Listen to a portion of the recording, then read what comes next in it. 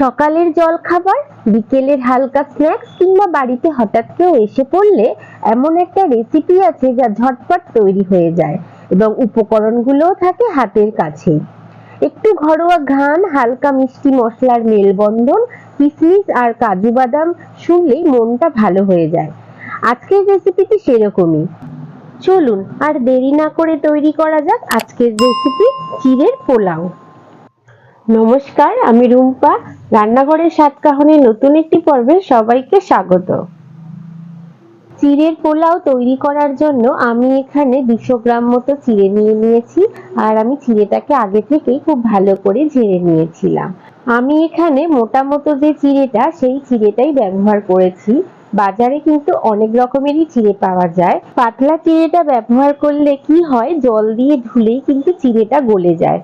আমি তাই একটু মোটা মতো যে চিড়েটা, সেই চিড়েটাই নিয়েছি। এখন আমি জল দিয়ে 2 থেকে 3 বার মতো খুব ভালো করে পরিষ্কার করে ধুয়ে নেব। তারপর আমি চিড়েটাকে একটা থালার মধ্যে একটু শুকাতে দিয়ে দেব। আমি একটু এদিক ওদিক করে খুব ভালোভাবে ছড়িয়ে দিলাম। তারপর আমি চিড়েটাকে 10 থেকে 15 মিনিটের জন্য একটু ফ্যানের হাওয়ায় রেখে শুকিয়ে নেব। আর আমি কিছু উপকরণও একসাথে রেডি করে নিয়েছি। প্রথমত আমি এখানে নিয়ে নিয়েছি কিছুটা পরিমাণে বিনসগুলোকে আমি ধুয়ে ছোট ছোট করে টুকরো করে কেটে নিয়েছি। আর নিয়েছি একটা মাঝারি মাপের গাজরের একটু খোসা ছাড়িয়ে টুকরো টুকরো করে আমি কেটে ভালোভাবে ধুয়ে নিয়েছি। আর নিয়েছি ছোট একটা ক্যাপসিকামটাকেও আমি ছোট ছোট টুকরো করে কেটে নিয়েছি। আর একটা মাঝারি মাপের টমেটোর ভেতরের নরম অংশটাকে বাদ দিয়ে আমি ছোট ছোট টুকরো করে কেটে নিয়েছি।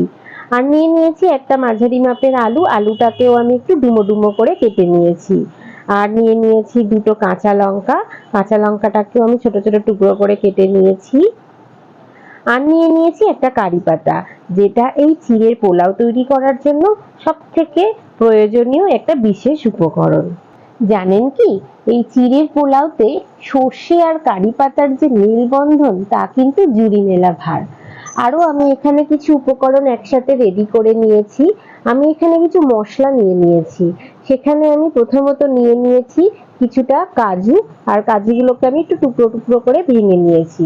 আর নিয়ে নিয়েছি কিছুটা পরিমাণে কিশমিশ, আর স্বাদ মতো নুন, আর হাফ চামচ মতো নিয়ে নিয়েছি সর্ষে, কালো সর্ষে নিয়েছি একটা শুকনো লঙ্কা ও হাফ চামচ মতো গোটা জিরে।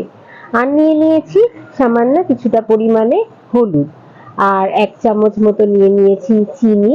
আরো একটি বিশেষ উপকরণ হলো বাদাম। আমি এখানে কিছুটা পরিমাণে কাঁচা বাদাম নিয়ে নিয়েছি। এখন আমি গ্যাসের ওভেনটাকে অন করে একটা কড়াই বসিয়ে দিয়েছি। কড়াইটা একটু হালকা গরম হলে আমি এখানে দিয়ে দিয়েছি 3-4 চামচ মতো সাদা তেল। তারপর তেলটা একটু হালকা গরম হলে আমি প্রথমে যে কাঁচা বাদামটা নিয়েছি, সেই বাদামগুলোকে একটু হালকা করে ভেজে নেব। আর দেখতে পাচ্ছেন আমার কিন্তু বাদাম ভাজা হয়ে গেছে। একটু 1 মিনিট মতো একটু ভেজে নিয়ে আমি বাদামগুলোকে একটা প্লেটের মধ্যে তুলে নিলাম। আর ওই তেলের মধ্যেই এখন আমি একটু ভেজে নেব কাজু এবং কিশমিশ। আমি যে কাজু কিশমিশ নিয়েছিলাম, সেগুলোকে আমি একটু হালকা করে পরিষ্কার জল দিয়ে ধুয়ে নিয়েছি।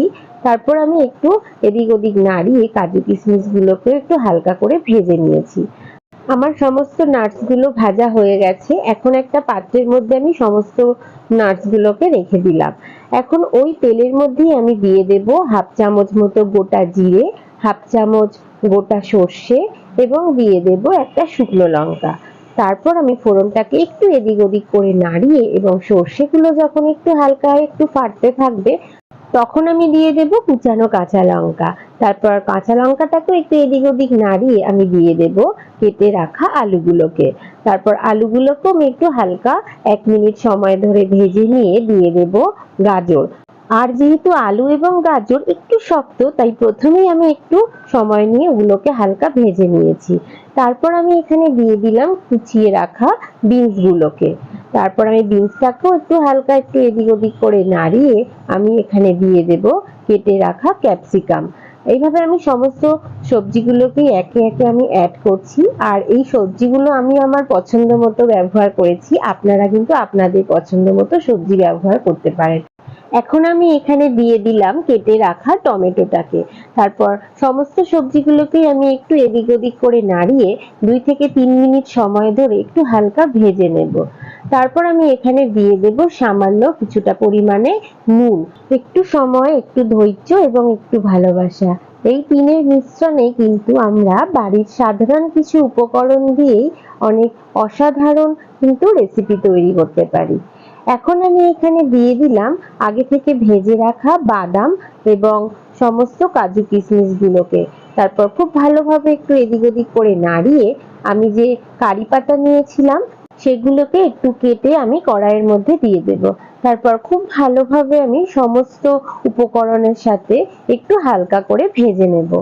সমস্ত সবজিগুলো একটু হালকা ভাজা হয়ে গেলে এখন আমি এখানে দিয়ে দেব আগে থেকে ধুয়ে জল ঝরিয়ে রাখা চিড়েগুলোকে।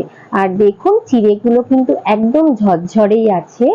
এখন আমি খুব ভালোভাবে একটু হালকা হাতে আমি চিড়েগুলোকে সবজির সাথে ভালোভাবে মিশিয়ে নেব।